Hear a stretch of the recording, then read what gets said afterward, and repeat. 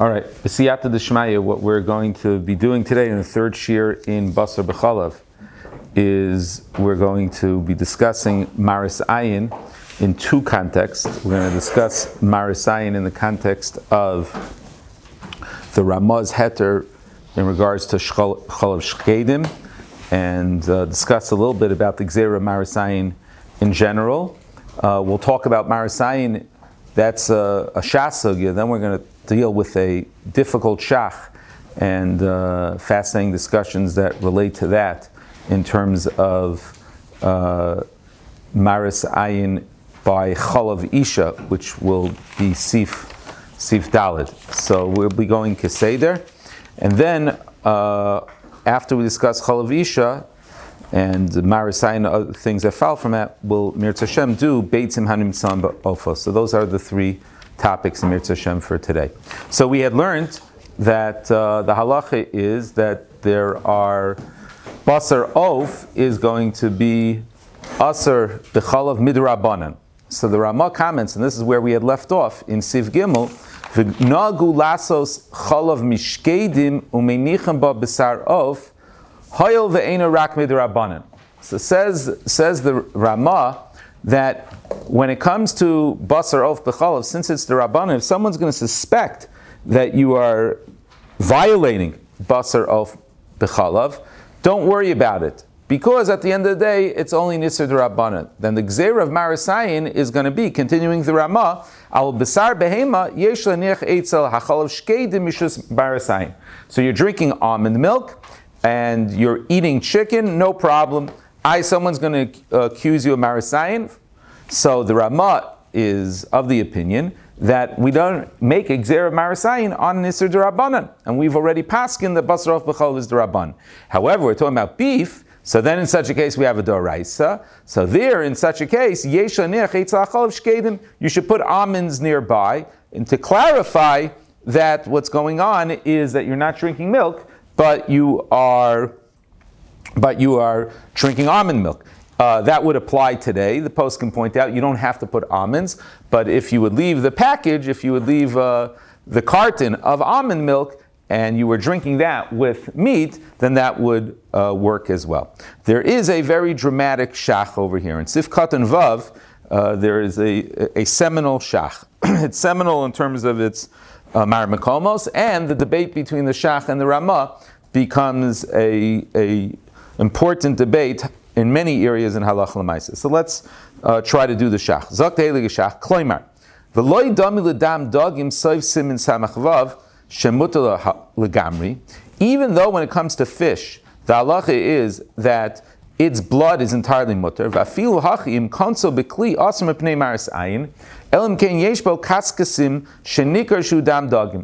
halacha is that you need to put the scales inside the blood to make it clear that it's dam dagim.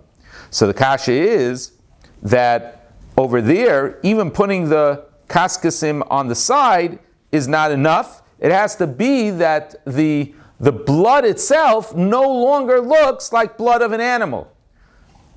So it's not enough to simply put it there. It has to be that it's obvious that it's not blood that's usher. In contrast to the almond milk looks entirely like milk. However, you're putting it next door. Here, it doesn't look like dam behem at all. The hasam, there it's different. Dam gufe asam midaraisa. Hilchos Yomer the achel dam behem shasam deraisa. Avol basar of b'chalav mamish hu midrabanan v'lekel lemechish leMaaris Ayin. So this is the shach explaining the position of the Ramah. That the Ramah will say that when it comes to an Isur daraisa, so then in such a case, the halacha is that you have to entirely remove the chashash. When it comes to Basar Of B'chalav mamish, so then it's midrabanan. So then in such a case, you can't remove it. Now, Rabbi Akiva Eiger is going to discuss what about putting the kaskasim next to it, and we will get there eventually. Okay, eventually we're going to get there. But he contrasts, according to the Ramah, the distinction is a din d'oraisa versus a din d'Rabbanan. This is the position of the Ramah. However, the Shach goes on, and the Shach disagrees with the Ramah. The Shach says the following. Aval Marsha. He quotes the Marshal who disagrees, and he writes, I'm going to pick up in the middle of the Shach's words about 6-7 lines before the end. The Shach says we are choshesh from Maaris Ayin by Issurei Drabanan. And he gives a couple of examples. Umehem b'shas b'perek b'meh behema v'lo bezug afal pi shu pakuk mishum demechsi kiman da'azal lechinga. The Shach points out that the halacha is on Shabbos you're not allowed to go out with an animal that has a bell that's attached, because in those days when you took your animal to the market, to the shuk where you did business, you put a bell on it. So, says the Shach, over there, what are we talking about? An Isser Daraisa or Isser Darabanan? An Isser Darabanan. Yet, nevertheless, you have a chash of Maaris Ayin. So we see the assumption that we've made that Maaris Ayin only applies to Daraisas and not to Rabbanans is incorrect. And he gives other examples. He gives a fascinating example from Ksubis on Daf Samach. But we could suffice just with the first raya. But of course, it will be my pleasure to discuss and say there the Shach's other rayas. So this is halacha l'maisa machlokas between the Ramah and the Shach. Do you have a concern of Maaris Ayin by an Isur Drabanan or not? That the Ramah says you only have to put the heker down by Issurei Drabanan. How is one to defend the Ramah from the Shach's argument? The Shach has a few examples where the Shach says that we see that we're concerned by Maaris Ayin by Issurei Drabanan. So in the back of your Shulchan Aruch, most of you have the Nachlas Tzvi. The Nachlas Tzvi is the same author of the Piskei Tshuva, but these are his chidushim. So in my edition, it's in the Yalkut Mefarshim in Simim Pei Zayin. Nachlas Tzvi in Divrei HaMaskal V'Nagu gives a beautiful defense of the Ramah. He says the following. The Nachlas Tzvi says that there is a distinction between the case in Ksubis and our case that the Ramah was describing. He says the case in Ksubis was B'farhesia. So if we're talking about Farhesia, says the Nachlas Tzvi, then of course, even by Issurei Drabanan, you'll have to be machmir. Let's pick up in the Nachlas Tzvi about 3 or 4 lines in.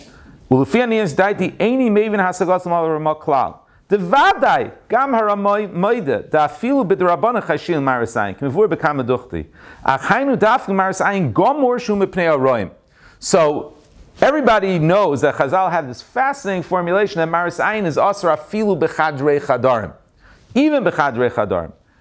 That even indicates that there's really 2 instances of Maaris Ayin that are dancing around in halacha. One case of Maaris Ayin is Maaris Ayin Birabim, and the other is Bechadrei Chadarim. So Zak the Nachlas Tzvi as follows. He says over here, this qualifies not Birabim. Doesn't say that it's Mamish Bechadrei Chadarim, but it's not Birabim. Ve'ein chashash lesar. And then he says, now he spells it out Mamish. He says the only reason we would answer is if Chazal said that it's Asr Mitam Maaris Ayin Bechadrei Chadarim. So says the Nachlas Tzvi, that is not our case. When it comes to an Isser Drabanan, they didn't Asr it Bechadrei Chadarim. However, they did Asr B'farhesia. B'farhesia they Asr it.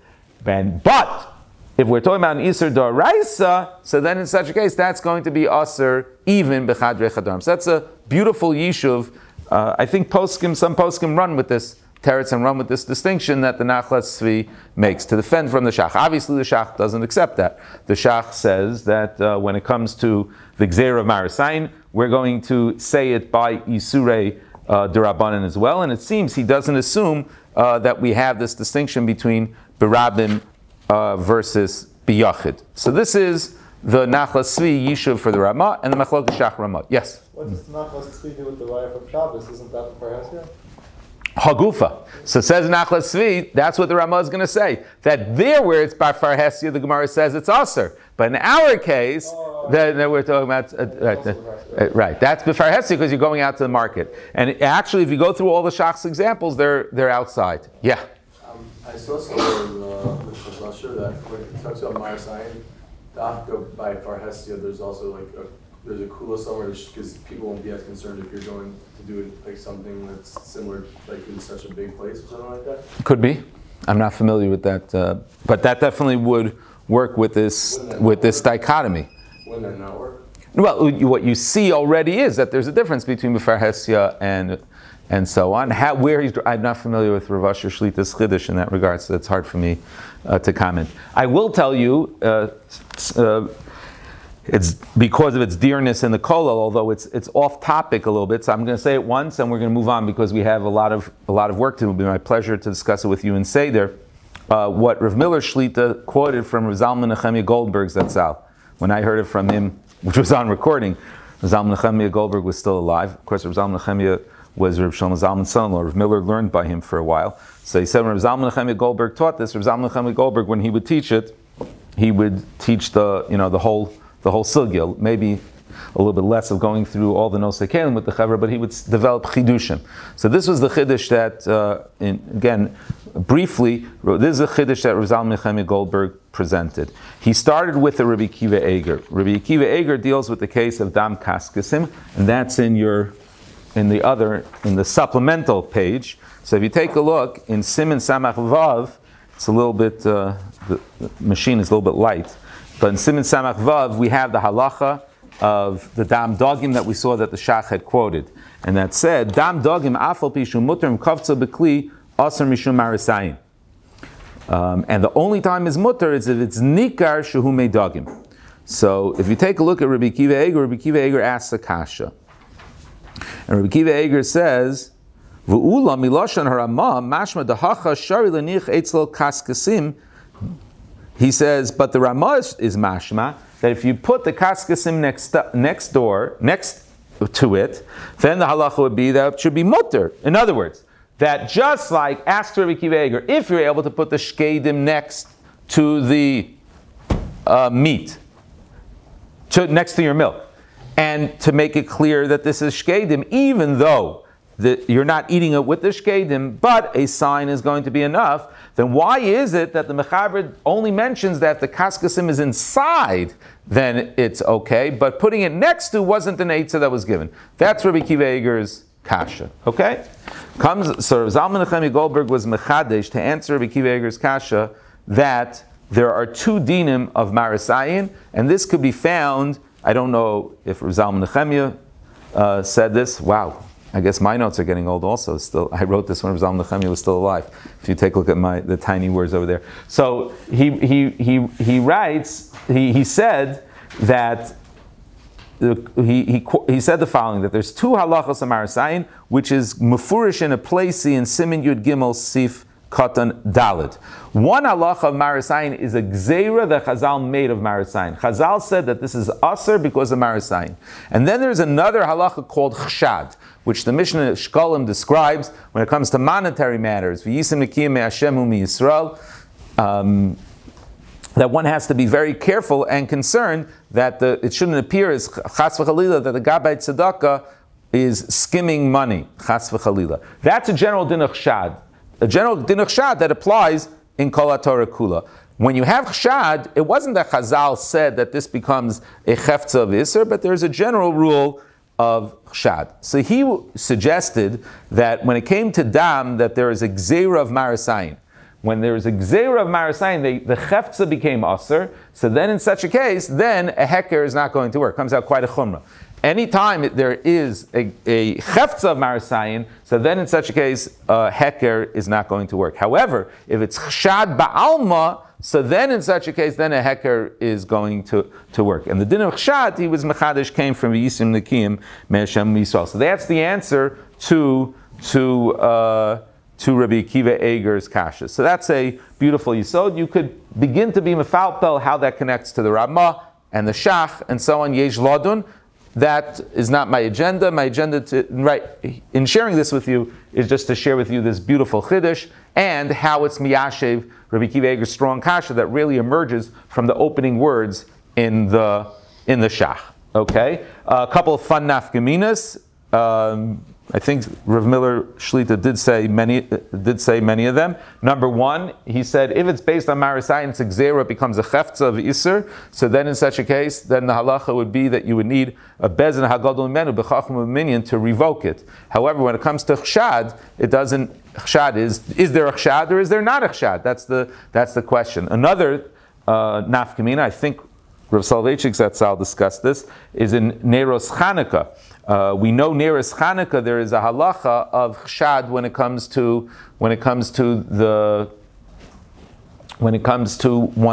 psachim, one's doorways, that even though you were mekayim the mitzvah by one door, if however people pass by another door and they won't see it lit, then you're mechuyev to light over there. The halacha is that you don't make a bracha because chshad would not require a bracha.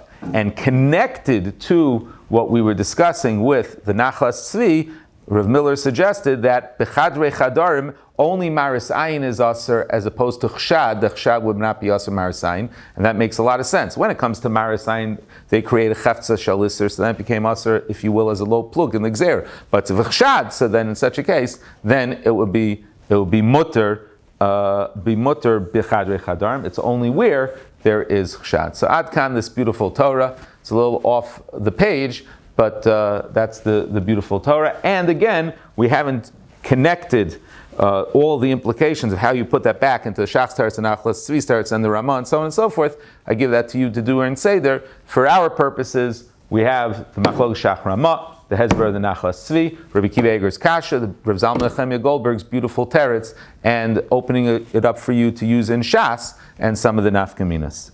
Okay, let's get back halacha l'maisa. At the end of the day, that's what we're here to do. So, or one of the things we're here to do. We shouldn't just be doing halacha l'maisa, but at the end of the day, let's apply some of these halachos. So, first of all, what would the halacha be in regards to drinking a creamer of coffee after one has eaten meat? So, the Knesset Hagdola points out that this whole chashash, as meduyik in the Ramah, is only when you're sitting and eating it together. So even though it will appear to people that you're violating the requirement to wait between meat and milk, there's no reason to believe that the chashash was applied to that. So even if creamer would qualify as a chshad, using Rav Zalman Nechemia Goldberg's terminology, as a chshad, nevertheless, it would be mutter to drink creamer right afterwards. The question is whether creamer itself is a problem. In other words, let's say you'd be eating meat and drinking the coffee mamish. So it was very interesting when Rav Nebenzahl was teaching me these halachas. So he said to me, I remember when my father came home and said that he decided that margarine is no longer a chshad anymore. So that margarine is no longer the concern of shkedim with almond milk with chicken. In other words, in those days, it wasn't that common to have chalav shkedim. But if it's so common for people to have creamer, so then in such a case, then the gzeira l'chura would not apply. So it happens to be that most examples that we have today, because of food processing and because so much is available and so on, almost everything goes. And since almost, I use the word almost, since almost everything goes, so therefore margarine would not be, of course, not be a problem, and creamer would not be a problem. You could drink coffee with a creamer while you are eating. You could cook with it, etc. That's not going to be a problem. The one thing that I'm mesupik about nowadays, which with the poskim, I'm sure Yehuda Dov's father, Shlita, is dealing with this, and others, Rabbi Genak Shlita, he's written articles already about this, is now when you're having the parva meat and the parva cheese, and then you also have bioengineered things that are not really from animals and so on and so forth. I'll let the great poskim do their work, and in 10-15 years I'll discuss their maskanas as it becomes relevant b'siyata d'shmaya. But right now it would seem to be the one thing I'm personally mesubik about, without seeing the most contemporary writings about the topic. The one thing I would be mesupik about is in a case of where you have fake cheese with meat. So if you have fake cheese with meat, has that reached the point that it's so common for people that it's obvious to people that that it's fake cheese? Now, obviously, if you saw a real Ben Torah doing that, then you would be danim l'kav schus. But that doesn't necessarily mean that it's reached the category of margarine and so on. So the poskim still have to work. There will always be new things that will come up, but most of the new things that exist, most of the things that exist today are not a problem. Yeah. Was Rebbe alluding to Belsky's Kula by Dairy Coffee Creamer? Oh, so that you're referring to in terms of bittul, or which? Yeah. So we're going to get to that, Mirz Hashem, later on. Okay, and you'll remind me exactly the details. But yeah, Mirz Hashem we discussed it last time around, and if I don't have it in my notes, you'll remind me, because we have to get to the bittul sugya first, and then we haven't done that. Yes, Mirz Hashem will discuss that. Right. Okay. All right. So that's sugya number one in regards to Maaris Ayin and chshad. Okay. Sugya number two that we need to discuss, we can't go on, if we're talking about Basar of Bechalav, we can't go on before we just spell out that something that the Mechaber assumed for us, I must show you, is not really muskam in the poskim. We learned in Sif Gimel, just going up a little bit in Sif Gimel, the Mechaber says that the halacha is that Basar Chayev Ha'of is mutter bebishul ubahana. That's permissible to cook.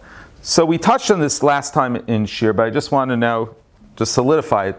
I just want to point out that the pashtus of the Mishnah is not this way. The Mishnah on Kuf Dalid in Meseches Chulin,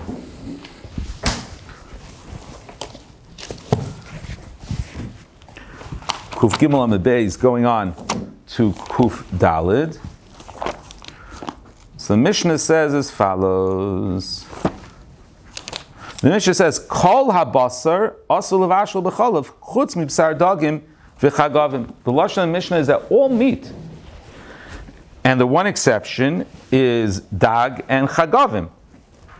So this halacha that basar of is not included in the Issurei bishul. Yes, it works with the general construct, which the Bach has his own set of problems with, that Issurei Drabanan are not included with bishul, but the pashtus of the Mishnah is not the way. And the Mishnah is also clearly talking about Basar Of, if you take a look at the Gemara, Kuf Gimel Beis to Kuf Daled Amid Alf. And this is the position of the Rashba. In that extra page that I gave you, the Rashba writes, Kol Basar Asal Vasha B'chalav, da-da-da-da-da, and he says the Rashba,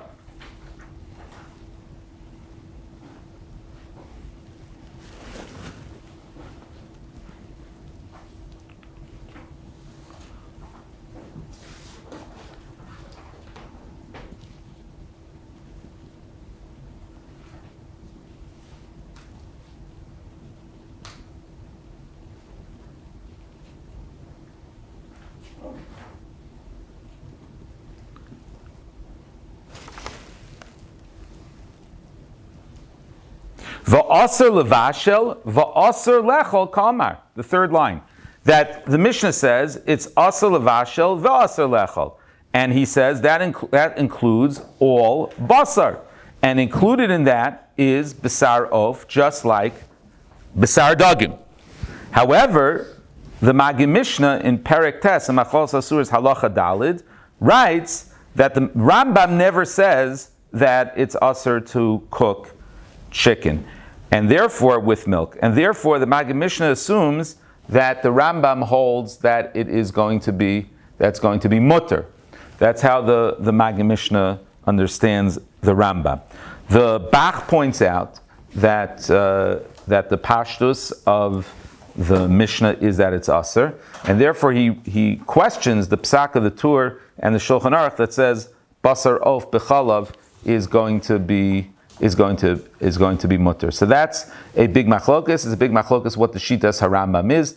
The Bach claims that even the Rambam agrees this way. However, in Shulchan Aruch, it's clear that the halacha is that it's mutter. What about the Mishnah? So Magid Mishnah is matchik the Mishnah in a way that has come up before, that he says that there are times that the word bishul means lechol. And we're going to have that again, of course, you guys know, we're going to have that in the Shach as well, coming up also. So, again, the Rishonim point out that the Pashtus is this way, that we're talking about Asal Vashal Asal Lechol Kamar, that we're talking about straight up Bishul and Achila. In other words, the Rashba is Mefurish against the Maggid Mishnah because he says you can't interchange Basar and Achila. He says you can't interchange Bishul and Achila. It's both Bishul and Achila. So you can't give the teretz of the Maggid Mishnah according to the Rashba. However, according to what seems lahalacha, one would need to be matchik like the Maggid Mishnah. There might be other terutzim, but that was something that we needed to spell out. Yes. Is it possible to read the Rashba that he says "Ve'asur levashel" in quotes? Me "Ve'asur lechol kamar." Aha. You want to read "Va'asur levashel ratza lomar va'asur lechol kamar." Yeah. Mm-hmm. Yeah, most did not understand the Rashba that way. Is there a Beis Yosef about this? No. Beis Yosef quotes the other Rashba. No. No. The Beis Yosef doesn't quote this. Let me just see if the Bach interprets the Rashba this way.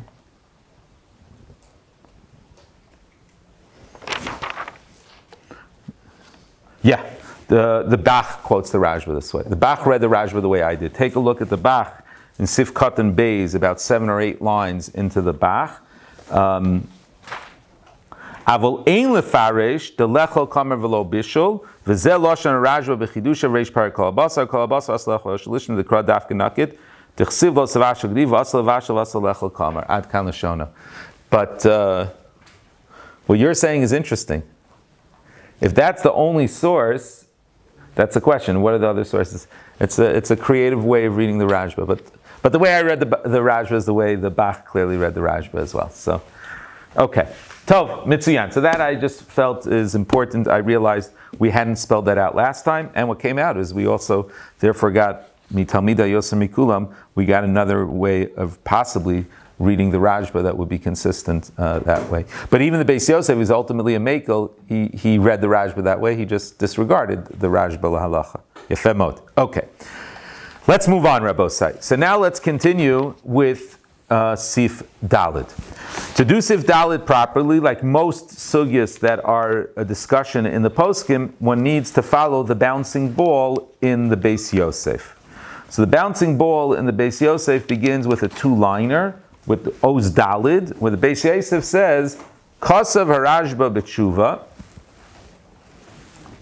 mistabra, she'asa levashel basar b'chalav isha mipnei Maaris Ayin. That it's prohibited to cook basar b'chalav when the chalav is a mother's milk, due to the fact that it looks like milk. Vim nafal atoch hatavshil batal ve'ein tzarich shir.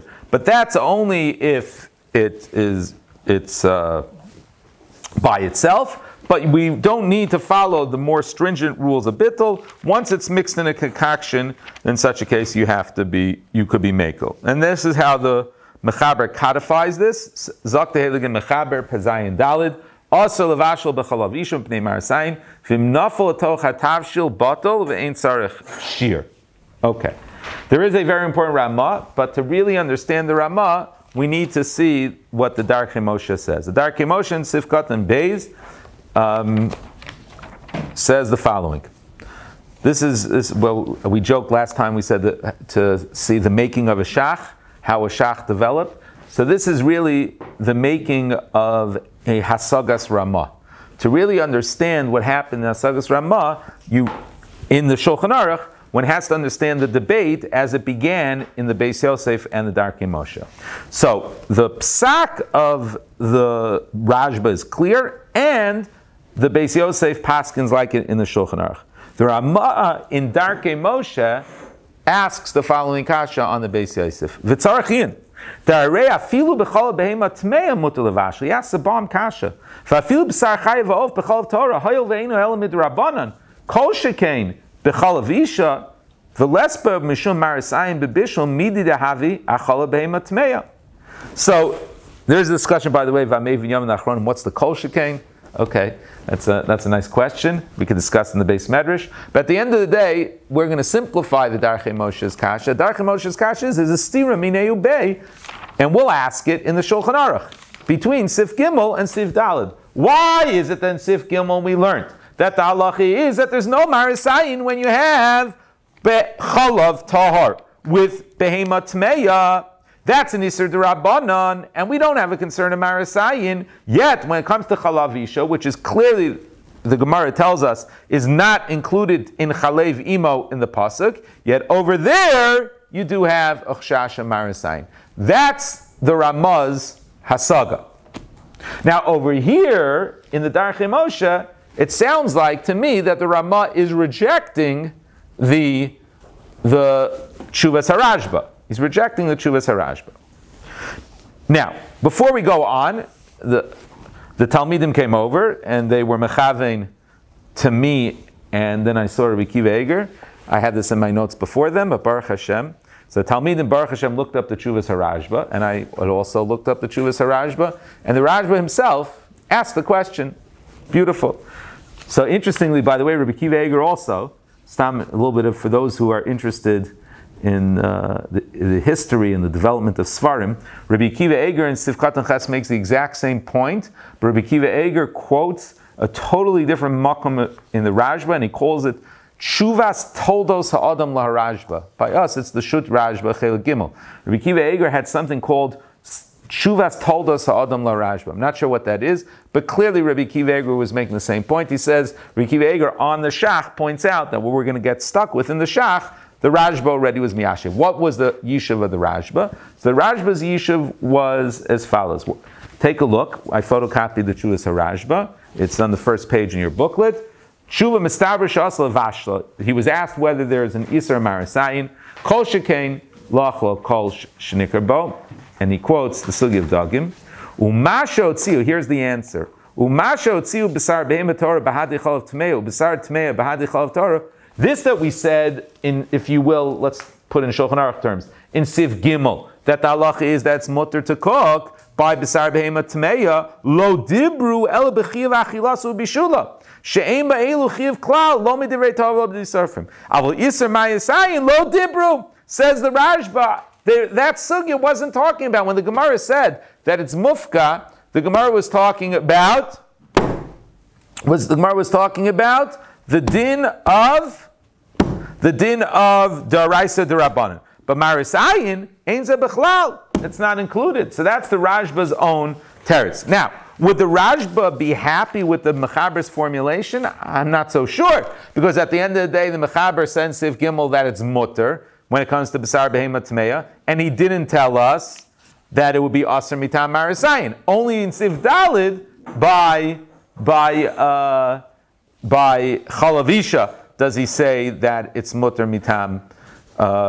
He says asr mitam Maaris Ayin. So, but that's what the emes is. The emes in the Rashba is that the halacha is that it's asr even behema tmea. The chalav tar is going to be asr mitam Maaris Ayin, and this that we learned in the Gemara that it's mutter ein chanami means that it's not even asr midrabana but mitam Maaris Ayin. It will apply. So that's the emes. It might be the emes in the Rashba. However, it seems, and that's where Rabbi Akiva Eiger I think is alluding to. However, it seems that both the Darchei Moshe did not have the Tshuvas HaRashba, as well as the Shach. And the Ramah asks on the Rashba and the Toras Chatas, as well as the Darchei Moshe. By the way, maybe we should have even look back further, look up the Toras Chatas, but the kasha we saw in the Darchei Moshe, but he himself also asked it. And now we could read the Ramah's formulation over here in Sif Daled. Says the Ramah, V'nira lefi zeh. So what's really interesting is, in the Darchei Moshe, the Ramah challenges the Chumrah. In his Hasagos, the Ramah says, well, according to this logic, that you're going to aser chalav isha, then what should emerge is that also chalav from a tmeya is also going to be a problem. V'nir lefizah the kol shekain the asl v'ashel lechatchil b'chalav tmei o basar tmei b'chalav tahara. V'dafka basar behema avabov Drabanan ein lachush. That when it comes to these other instances, you're going to have to be machmir because it's a kol shekain. Now it's very interesting. The Ramah might himself not necessarily be machmir, but he says lefizeh, if this psak is correct by chalavisha, then the halacha is that you would have to be machmir. The shach is going to assume the correct way to read the Ramah is that the Ramah himself is accepting this psak, and so when the shach questions, he sometimes questions the Ramah straight up, without even mentioning that the Ramah in the Darchei Moshe actually was critical of this psak. So when the Shach criticizes the Ramah, he's criticizing the Ramah for accepting the psak and the Mechaber and extending it for Chalav Torah. Okay. Now this is not an easy Shach in Sivkat and Zayin. This is one of the first Shachs that will Bli Neder try to go through from the beginning to the end because it's not an easy Shach. And what the Shach does is the Shach challenges the psak of the Mechaber and the Ramah, and to be miyashev, he gives a fantastic chidush. With this, he wraps up a lot of things, although he might create other problems as well. So let's take a look. This is definitely a case and study of a classic Shach, where the Shach does lots of things, both goinus as well as not being afraid to change gersos and say big chidushim. So let's rip through the Shach. So it says the Shach in Sivkat and Zayin. Lefid, and stop me if there's anything that's not clear, okay? Lefid das harav de kol shekenhu. According to the Ramah that said it's a kol shekain, in other words, the Shach understands that when the Ramah says kol shekain, he's accepting the psak and the mechaber, and he's running with it. Mira de tzarach liyashev hadakas v'torah mechaber sif gimel mutarim b'bishul la'ana. So he asks the Darchei Moshe's Kashna, who Mishnah Ruka Perikal Basar, Muslim Kal Paskin, Dahainu de Mutter Medina. Avol Mishum Maaris Ayin lo Mairi. So you need to say that in Sif Gimel we're not talking about Maaris Ayin. Okay. So it turns out that the Shach already was mechavein to the Rashba himself. In other words, the Shach starts out and he says, what you're going to have to say according to this is that Siv Gimel was not talking about Maaris Ayin and Eina Chanami. When we say that it's mutter, it only means Isser Drabanan, not Maaris Ayin. Obviously, the Shach is not going to like that very much to be matchik in such a way. But that might be the emes. That might be the emes, even in the Mechaber and the Ramah. Now, adds the Shach a nafkamina. Up until now, we didn't give a nafkamina. The Shach has a sharp nafkamina. For nafkamina, begavni delekla mechash Maaris Ayin kegon l'refuah keyotze boy. Says the Shach, I will give you a nafkamina, and that is in a case of refuah. What does he mean? What he means is he spells out from the Marshal. Kamoshikasa Marshal, gabi cholav isha, de l'refuah shari afilu ein bo sakana klal, me'achar de ein bo iser klal, ela mishum Maaris Ayin. So, if you have a case of where someone is doing it l'refuah, so then in such a case, then there isn't a chashash of Maaris Ayin. If it's obvious that they're doing it for refuah, so then there isn't Maaris Ayin. If it's going to be asur to eat it midrabanan, to cook it midrabanan, if it's asur to cook it midrabanan, they'll be asur even if it's refuah. But if the whole chashash is only Maaris Ayin, so then in such a case, it's going to be mutter. So, according to the first pshat of the Shach, and essentially we're going to call that the pshat in the Rashba. It is the Rashba. And it turns out the Shach was mechavein to the Rashba, that over here the Mechaber and the Ramah are asering al Maaris Ayin, and Eina Chinami, you'll have to go back and edit Siv Gimel and say that Siv Gimel is also Aser in case of Maaris Ayin. In Siv Gimel it didn't say Aser. The answer is that over there it was talking about where there wasn't Maaris Ayin. And there are cases where there's a Maaris Ayin, that's a refuah. So that's what, if you take a look at our outline, if you take a look by Shach Zayin, we said we're going to give three explanations of how to attack this Mechaber Ramah. The first one is the Shach, where it turns out he was Mechavein to the Rashba. But the Shach himself doesn't like it. What does he say? Ayin.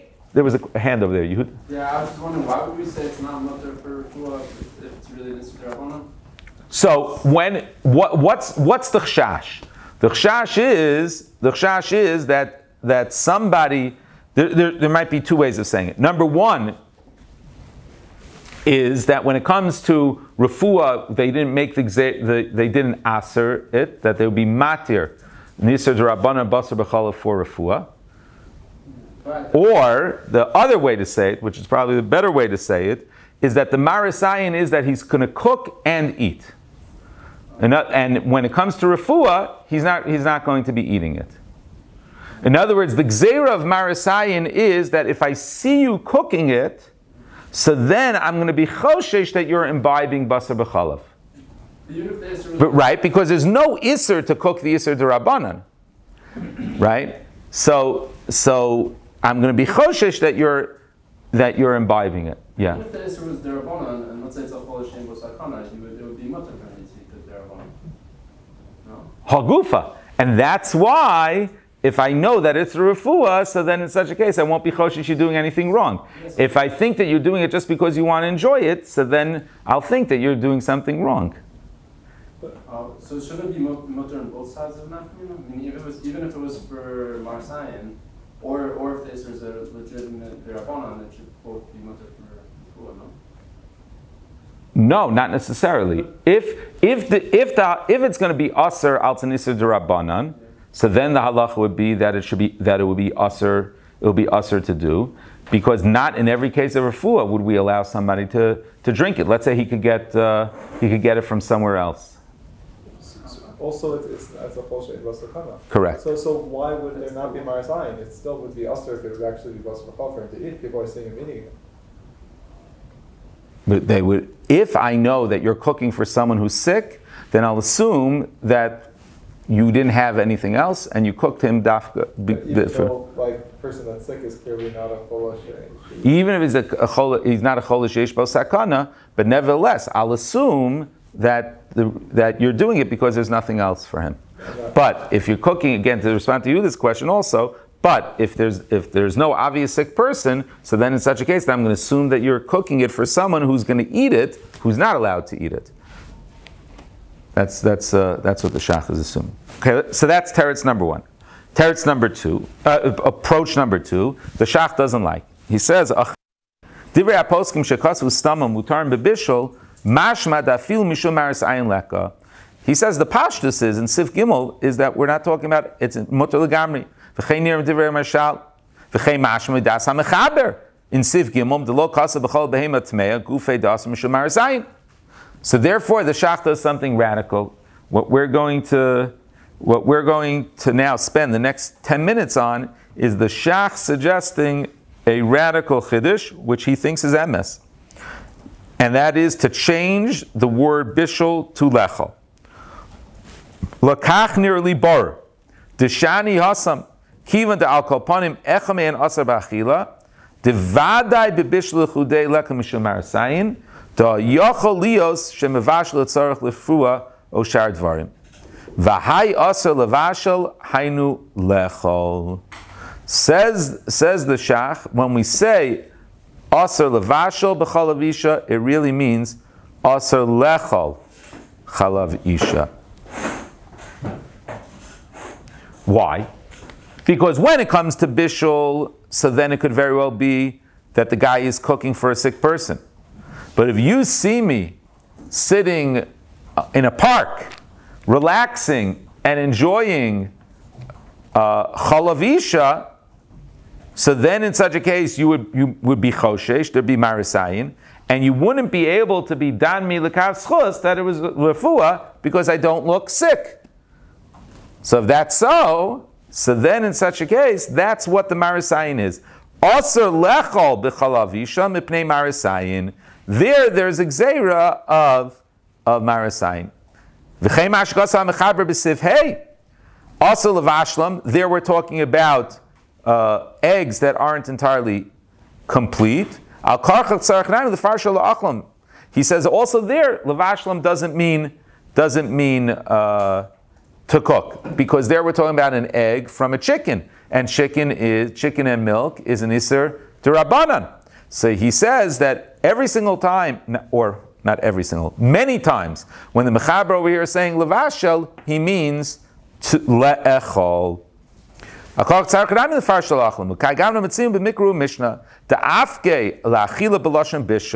So he says, and if you're bothered, at the end of the day it's very difficult. So the Torah itself, at times when it says bishul, means achila. So too over here, that's what's going on.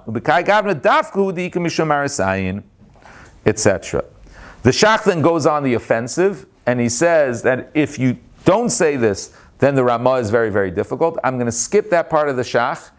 For those of you who are intrigued by it, that part where he says that even in the Ramah you must say it for another reason by Chalav Shkedim, take a look at the Pri Megadim who has an interesting ha'ara on it. The Pri Megadim in the Sif Seidas, in Sif Katan Zayin, disagrees with the Shach in this regard. But at the end of the day, we have reached the conclusion of approach number 2. Approach number 1 is that at the end of the day, there is going to be an Isser even by Chalav Tahora for Maaris Ayin Sif Gimel, but Sif Gimel was talking about where it was Refuah, where you don't have that. And by Achila, you're not going to have you're not going to have the heter of Refuah, in the sense that at the end of the day, Mamanashach, you're not going to have the concern of Maaris Ayin. And when it comes to Achila, Achila is going to be Aser. You know what? That last sentence was unclear. So just erase that last sentence. So again, the first mahalach was that we see that in Sif Gimel it's going to be Aser b'Toras Maaris Ayin, and when we say Mutter, we're not talking about Maaris Ayin. We're only talking about an Isser Drabanan. And the Sif Gimel and Sif Dalid are consistent with each other. The Nafkamina by Maaris Ayin in mahalach number 1 is Refuah. That if you have a case where he's cooking for Refuah, there isn't Maaris Ayin. That's mahalach number 1. Mahalach number 2 is the Shach's approach. The Shach's approach is that when it comes to the din of Sif Dalid, there we're not talking about Bishul. Einachanami, Bishul is always going to be mutter. Why? There will never be Maaris Ayin, because people will assume you're doing it for Refuah. However, when it comes to Achila, it's either obvious that you're going to be a sick person, and then in such a case, then there won't be Maaris Ayin, or if you're not a sick person, so then in such a case, there will be a Maaris Ayin by case of Chalav Isha. And therefore, when it comes to Sif Dalid, we're talking about Achila. Sif Gimel is no kasha at all, because Sif Gimel was only Matir Bishul. It wasn't Matir Achila. Of course, Achila is going to be Aser. The nafkamina between these two terutzim is Bishul Aser, Alts Maaris Ayin. According to the first teretz, Bishul is going to be Aser, Alts Maaris Ayin. According to the second teretz, there isn't going to be, Bishul is not going to be Aser for Maaris Ayin. Finally, the third approach is at the end of the Shach. If you take a look about 3 lines before the end, Inami, Bibsar Tmeya Lekal Mechel Shamaris Ayin, the Niker La'ayin Shu Basar Tmeya. If we're talking about Basar Tmeya, there isn't a concern of Maaris Ayin because it's obvious to the eye that it's Basar Tmeya. V'chein b'cholav Tmeya Kedisa B'Avodah Zara. Cholav Tar Chiyur Tamei Yarok. That the Gemara in Avodah Zara says that Cholav Tar is clear and Cholav Tamei is greenish. So the third teretz is as follows. The third teretz is that when it comes to meat, that's behema tmeya, and when we're talking about milk of behema tmeya, those are obvious. So therefore, there would never be a concern of Maaris Ayin. However, Chalav Isha resembles milk of a gedi more than the milk of a behema tmeya, and so therefore, says the Shach, there's no Maaris Ayin in Sif Gimel, there is Maaris Ayin in Sif Dalet. So these are the 3 mahalchim. A crunch in 3 sentences. The crunch is, mahalach number 1 is talking in Sif Dalid, we are talking about Maaris Ayin, and Maaris Ayin also exists by Behema Tmeya, and Einachanami if it was Refuah, where there is no Maaris Ayin, because a person sees that you're cooking for a sick person, so then in such a case, then it would be mutter. Otherwise, it's always also Maaris Ayin.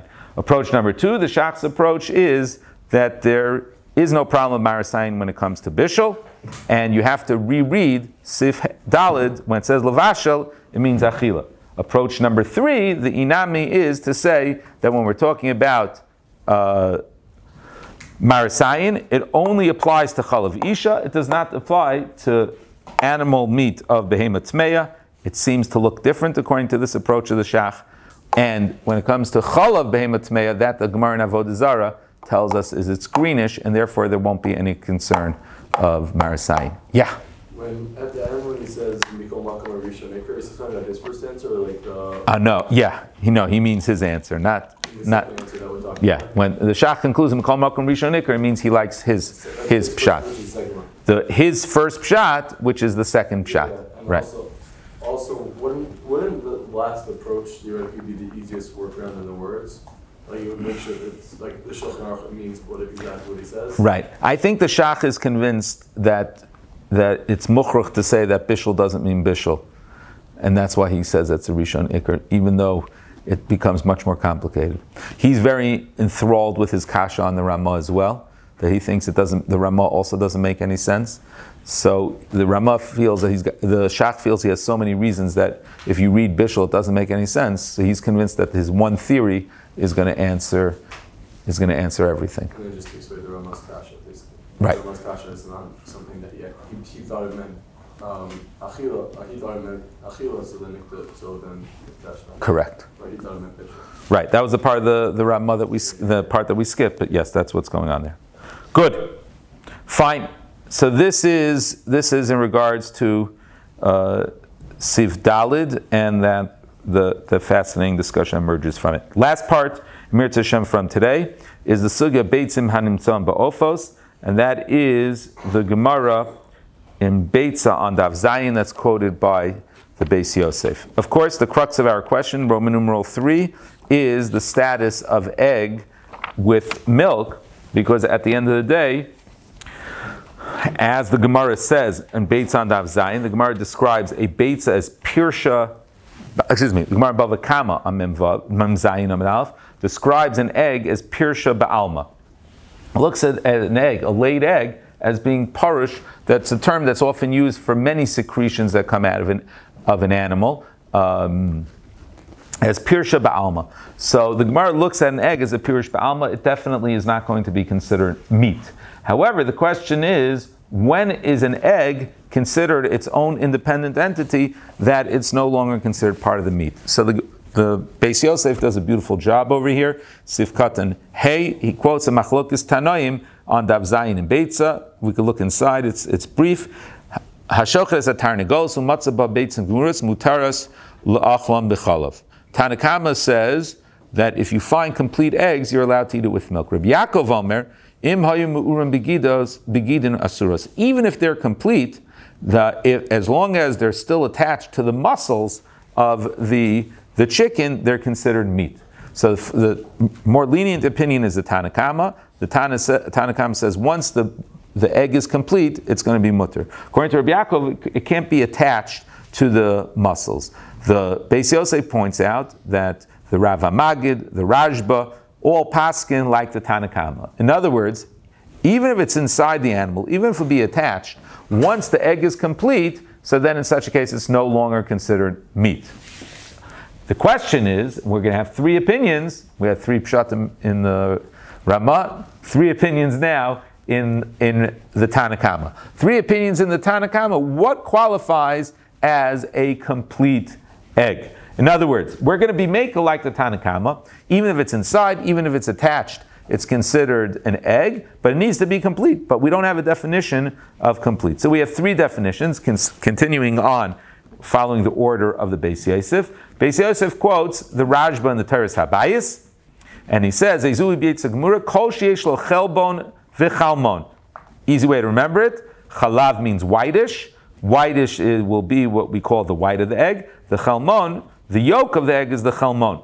Afal pishem ura begidim. So the white and the yellow have been separated from each other. So then in such a case, then it's considered a separate entity. It might reach that definition of parish ba'alma already inside, as Gemara Bava Kama Mem Zayin described. However, if you can't distinguish between the white and the yellow, it hasn't been so developed. Adayin Basar hu ukegufa ofi vasur lachol b'chalav. That is the Torah Sabayis' first definition. The second definition, he quotes a Yeshomrim, this is known as the Shita of the Mordechai. The Mardochi's shita is v'yeshom she'ena gemura ad shetigamer klipasa v'tiskasha. The shita of the Mardochi is that it has to already have a hard shell, which is much later on. It develops a chelmon and a chalbon earlier than it does to its shell. So therefore, this is a more stringent position that says it's considered meat until it has a shell. However, the Rashba doesn't like it. The third shita is Rashi's shita. Beitz and gemuras vafil below klipa levana. Ela she'achalmon levadai gamur.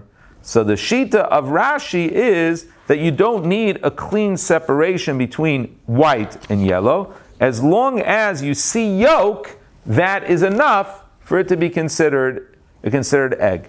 In contrast to when you have the yolk and the white that are entirely distinct, for Rashi, once you have a yolk that appears, then that's going to be enough to be considered an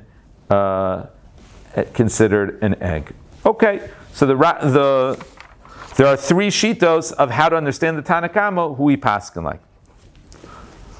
So, how do we paskin within the Tanakama? We know like we paskin the Tanakama, but we have three shitos. So we're ready to move over to the Shulchan Aruch. Zak te'eligim mechaber peik zayin hey, beitzim hanimtzam ba'oifos, imem gmuros, ta'aynu sheyesh lem chelbon v'chalmon, v'af al pi shehi mu'ura begidim, even though it's still attached, not like Rabbi Yaakov, hareza gmura u'moter la'achla b'chalav, aval im ein la'ela chelmon. Here we see Rashi is quote unquote wrong, that from the Shulchan Aruch's perspective, even if the yolk has begun to develop, also l'vashal b'chalav, you need to have the yolk and the white developed separately. Here's an interesting halacha. It's a halacha only in regards to gzeira of mixing it with basar b'chalav, but we don't have a din of 6 hours. That if you eat it, it's not considered asr to the point that you have to wait 6 hours if it has only a chelma. Okay, so this is the pshara, if you will, in the Shulchan Aruch. We're machmer mixing it together, eating one after the other. That since at the end of the day Rashi is mekel, so then in such a case we will follow that shita. Tov ma'od.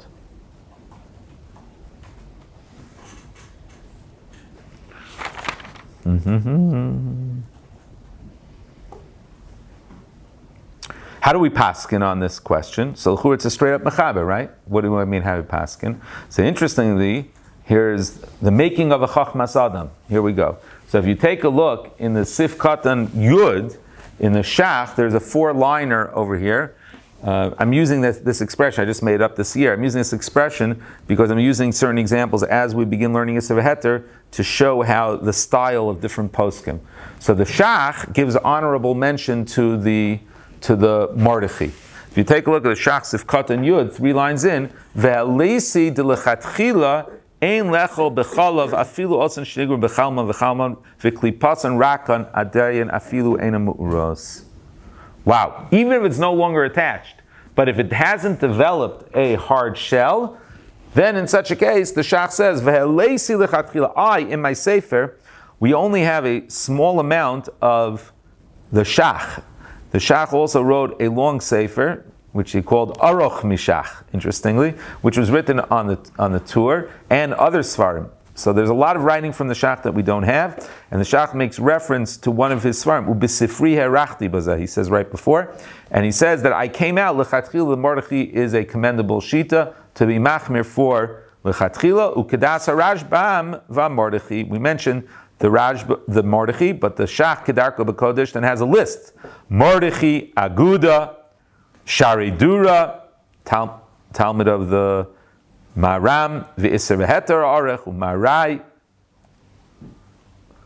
I'm sorry, the Shari Dura he quotes later on. The Marai and the Shari Dura, and then he quotes the Sharm B'Issurei Heter. That's the Sefer Issurei Heter. Okay, so there are many who are machmer. So the shach is elet to be machmer for lechatchila. Take a look in your booklet, the Chachmas Adam. On the bottom of page Kuf Mem Gimel, when he gives the psak, he says as follows. He says, Beit Sifkat and Hey, on the bottom of the page, Mem Sif Hey, Beit Tzimam Nitzam Ba'ofas and Mem Gemuras Ta'im Sheish Lem Gama Klipa Kasha. So he says that if they have the Klipa Kasha, Lichatchila Noagan Nashim Shalo Levashal B'chalav. Al Medina mutter ve'elu she'enu gmarim ela bechelbon v'chalma v'klipatzon raka also lechatchilu b'diavad mutter. So interestingly, the Chachmas Adam does two things. Number one, he incorporates the minhag hanashim, which is very interesting, that the nashim were machmir if they have the klipa hakasha, but if it was found inside the ophos, it was still attached, they were machmir. It's not so clear who they were following. Maybe the nashim, minhag hanashim, was to be choshesh for Rabbi Yaakov. Not so clear. But let's move over to what is a little bit more clear. The Chachmas Adam says that lechatchila you should be machmir, that it should have a hard shell. If it has a soft shell, so then that's also lechatchila, but b'di'eved is going to be mutter. And then he goes on to quote the standard psak in the Shulchan Aruch. So this is the making of a Chachmas Adam in the sense that the Chachmas Adam takes into account even the minhagim of nashim l'chumra. He won't follow a minhag of nashim that's l'kula, but he takes into account the minhag nashim l'chumra. And here's a critical point: the Chachmas Adam almost always follows the shach. So you could, before you open up a Chachmas Adam, you could generally predict, in general, how the Chachmas Adam will paskin. There are many more details that will come out that in reading Chachmas Adam are important, but generally the Chachmas Adam paskins like the shach. And here, even though it's a quote-unquote das yachid, it's a das yachid for the Beis Yosef, at the end of the day, the shach found others who followed this, and the Chachmas Adam said, lechatchila, one should be machmir. And again, I've mentioned to you in the past that many Rabbeim gave a very, very large role of psak to the Chachmas Adam, and that's what emerges over here. A chumrah emerges based on the shas haleis lechatchila, and then the Chachmas Adam being choshesh for it. Okay. Tov. If you want a good summary on the sugya of Beitzim, I photocopied for you the Ezer L'Shulchan. I've recommended to you that sefer. So page Yud Gimel Yudalit, he summarizes, but I think we've gone through all the important pieces. We have one more thing to do today in the sugya, and that is another brilliant shach. Another brilliant shach. The shach in Sif Katan Tess asks a bomb kasha.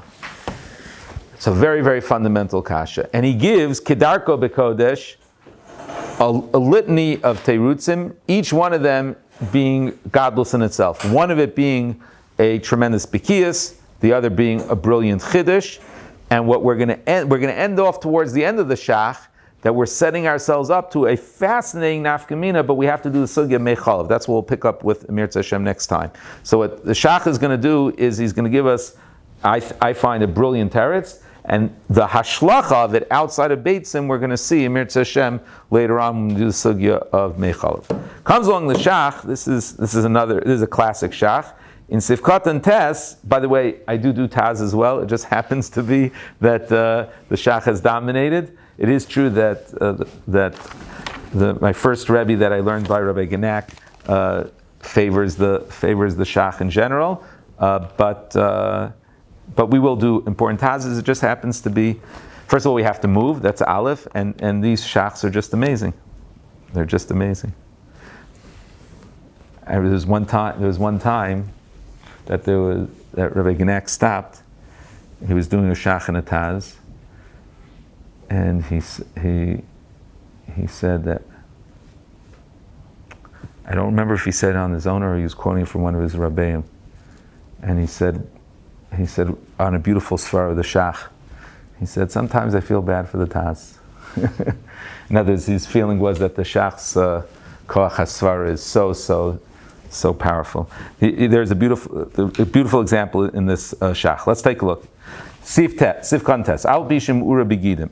V'had mashma le'il, asks the shach the following great kasha. V'had mashma le'il simin pei vav siv dalid, de bihika tarnegoilis al znava, v'yitila beitzim da'asuras mishum ever minachai im mu'uros begidim. Afal pi shenigra b'chalbon v'chalmon. Asks the shach a gavaldige kasha. The halacha is that when the sugya of ever minachai, that let's say you have an egg that's fully developed and you knocked it out of the chicken, fully developed, but You knocked it out. It's aser al tzeiver min achai. It's meuras begidin. So what do we see? Do we consider it meat, Rabosai? In Siman Pei Vav? Do we consider it meat? The answer is yes, we do consider it meat. Because we said it's Eiver Min Achai. If it's Eiver Min Achai, it's considered meat.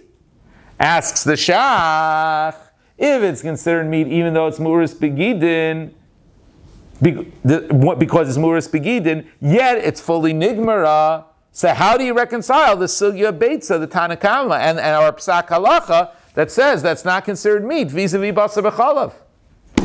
It's a great kasha. You hear the kasha Rabbi say? Oh. So how many tirutzim does the Shach give?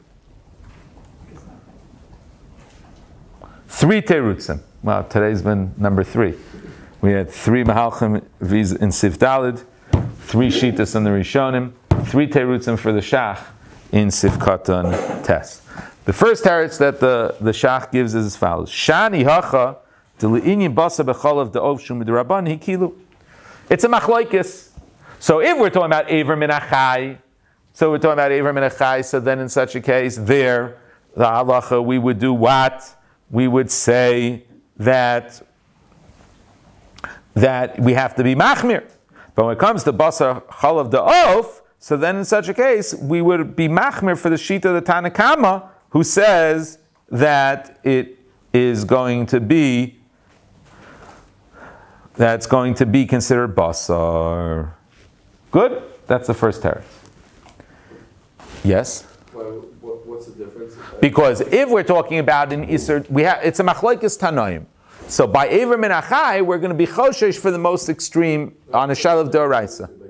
Like, what's the difference in the egg? Is one chicken like dead and one's alive? Like why in one case would the egg itself coming out be Eiver Min Achai? In both cases, it was Mu'ura Begidin and you took it out. So wouldn't the Basar Chalav case always be a case of Eiver Min Achai too? No, you're asking why is it that... Is there ever a case that's made, like, if it's a Right, no, that's very good. So you have to say that in the case of Basar B'chalav, it was already geshachten. So it was already geshachten. Now the shaila is only if this is basar, but it's not shaila of Eiver Min Achai. In contrast to the case in Siman Pei Vav, the lashon was it was still alive, and you forced the egg out. I'm glad you stopped me to clarify that. That was an important question. Okay, so that's the case over there. Tov. So the kasha was, isn't it Eiver Min Achai? And the answer number 1 is that Eina Chanami. When we're talking about Eiver Min Achai, there Eina Chanami, when he yanked it out, so then really it should be fine according to the way we pass in Siman Pei Zayin. But at the end of the day, we're going to be make machmir in Pei Vav, because there it's a shayla of Eiver Min Achai. So if there's someone out there who holds that's Eiver Min Achai, we're going to be machmir, it's considered meat. But by us, most opinions hold that's not considered meat, and we're only talking about basar of b'chalav, then we're going to be mekel. That's teretz number 1. Teretz number 2, very cryptic answer in teretz number 2, inami shani acha kiyun the kol chad b'fnei atzmo shari. He says a very strange answer, that when you have a shayla of Eiver Min Achai, there it's a question whether it's mutter or aser. Here, milk by itself is mutter, and egg by itself is mutter. And even if the egg is considered meat, it's mutter by itself.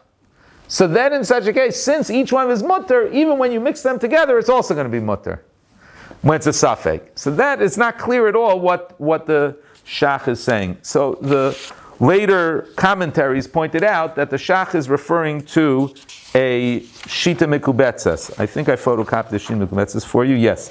It's in the first page of your booklet. It just doesn't say Shita Mekubetzes on the top. In the Sugya, in Bava Kama Mem Zayin Amen Aleph that I mentioned to you, in Dibra Amaskal, my time of Pirsha Ba'alma, so this is Bava Kama Mem Zayin, he says, if I underline for you over here, V'Rabbeinu Tam Mefarish de Beitza Shchuta B'Chala Afilu Man Do Amar Basar B'Chalav D'Oraisa Kiwan Shabeitz Yatz Meshchuta Ein Davar Meguna Im Natira B'Chalav Kamoshi Meguna Hadavar Im Ayinu Matirim Batzas Nevel Sheyatzasa Min Ha'Isser. The Rabbeinu Tam, it's a slightly different context that what he's referring to over here. But he's evoking the same svara. And the svara is as follows. The svara is that when it comes to Aver Minachai, so there, the source of it started out as being Isur. Really, the halacha is that even in Siman Pei Vav, we don't consider it Aver Minachai. But since it came from a place that started out as Aver Menachai, as Isser, it's looked at by people as a Davar Meguna. It's so similar to Aver Menachai. It was part of the animal. You forced it out. So it happens to be that we don't pass like Rebbe Yaakov, that Mura Beginim is considered. But it looks like part of the chicken. You pulled it out of the chicken. It looks like Aver Menachai. But it's real. Al Pi Halacha, it's really not.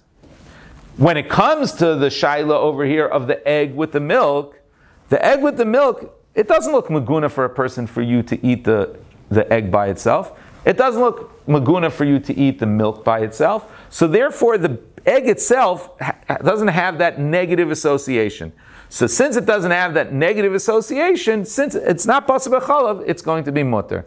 So it's all about associations. When it comes to Aver Minachai, it has a negative association until it's clear that it's not Aver Minachai. So then they're going to answer it. However, when it comes to basar of b'chalav, no one has a negative association with this egg, and so technically, once it's mutter, it's going to be mutter. It's probably the weakest of the shachs terutzim, but it is based on this shita mikubetzes, and that's teretz number 2. So teretz number 2 says we look at how maguna it is to people, and basar of b'chalav by nature is not maguna to people because it's both heter, and over here the halacha says that's not considered basar. Fine. The most geshmaka teretz in the shach is a beautiful lamdus. Venirali.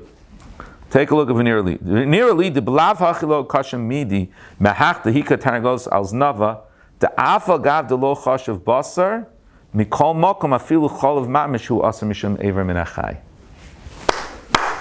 This I was discussing with Yehuda and Seder. Why are you allowed to drink milk? Why is milk not aver minachai? So the Gemara in Bechoros asks this question, and the Gemara says it's Xeris HaKasav, because the Torah tells you of instances that you're allowed to drink milk. You're allowed to drink milk unless you cook it with meat. Mashma, that milk is mutter otherwise.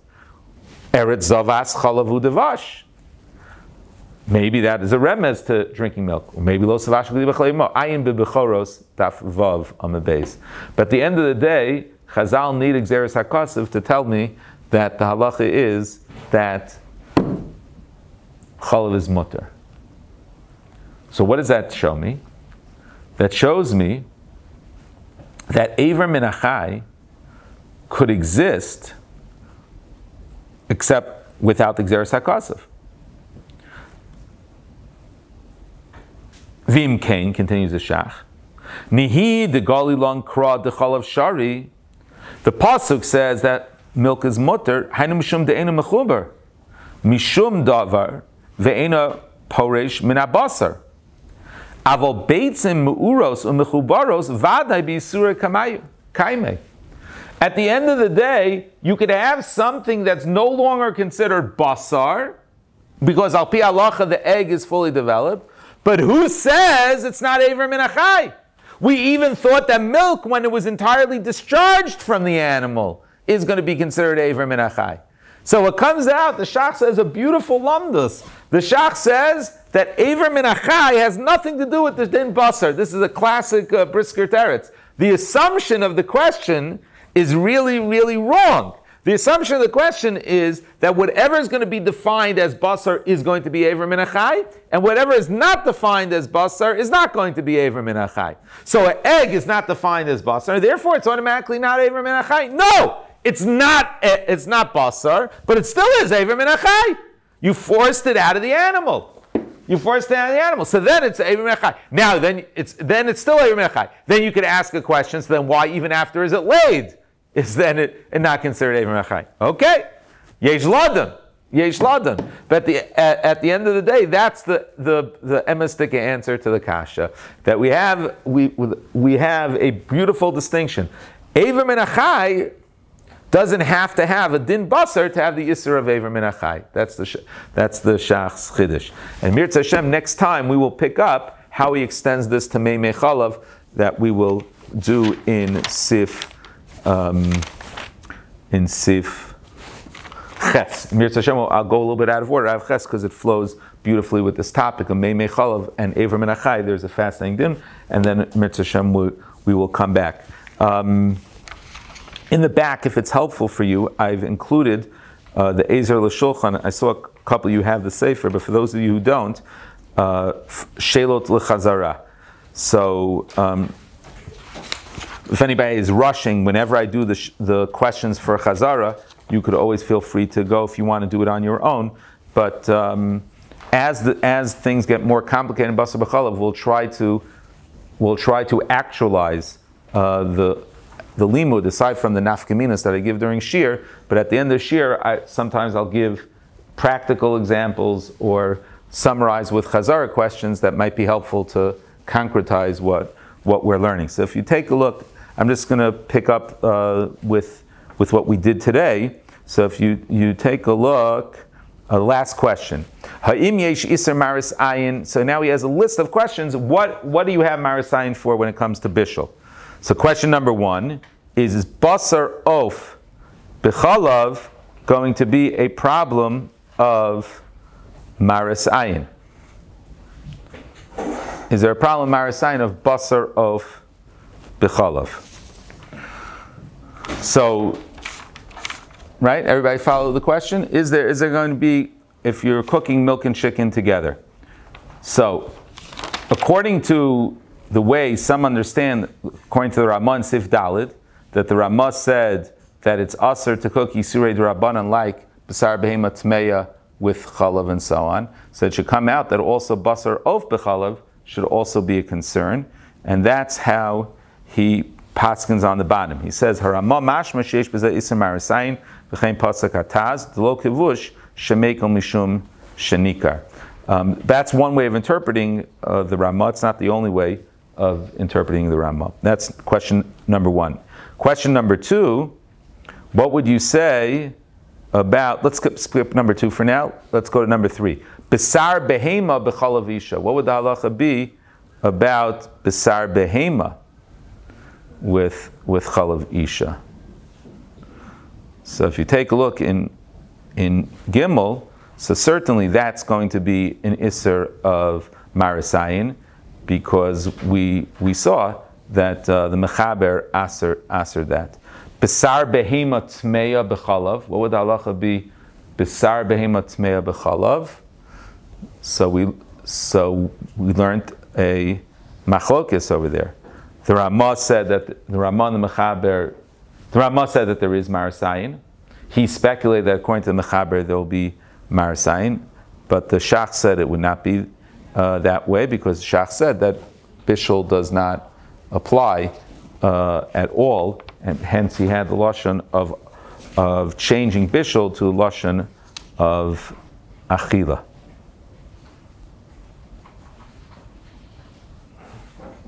Okay, yeah, good. That's applying some of the things that we learned today, and you could look over some more of his questions. Mir Tashem, next time we will pick up with, like I said, Mei Chalav at the end of the Shach, and we'll do Sif Ches, and then we're going to go back and eventually do all the Ramah's Chumras in Sif Vav, Mir Tashem.